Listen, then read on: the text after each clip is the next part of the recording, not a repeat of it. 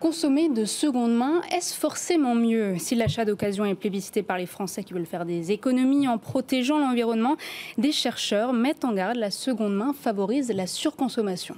Oui, alors le chiffre du mois, c'est 67 € par mois. C'est le revenu, enfin le panier moyen, on va dire, la somme moyenne reconnue en France et par foyer par mois sur la revente de produits d'occasion.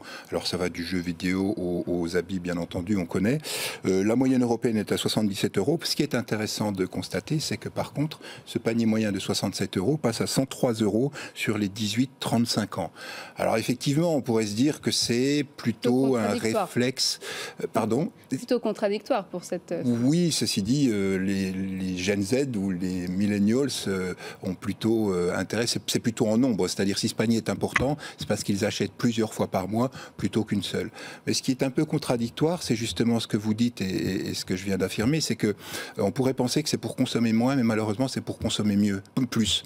Consommer mieux pour l'environnement et autres, bien entendu, c'est intégré, mais c'est pas seulement ça. On s'aperçoit qu'en fait, on a une bonne partie des secondes mains qui sont achetées pour racheter derrière d'autres produits de seconde main ou pas de seconde main. Donc finalement, on tombe dans un cercle qui n'est pas si vertueux que ça, c'est-à-dire qu'on le fait par frénésie d'achat, et bien entendu, comme c'est moins cher et que c'est des belles marques et des produits tout à fait portables, c'est un petit peu inquiétant.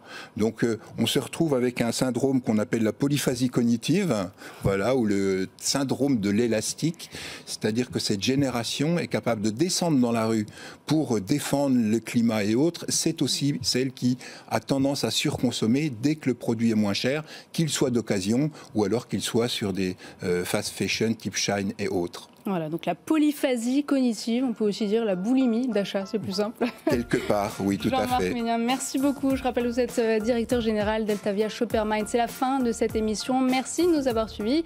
On se retrouve la semaine prochaine, même heure, même endroit. À très vite et je vous dis à lundi dans Good Morning Business. Focus Retail, la distribution de demain s'invente aujourd'hui.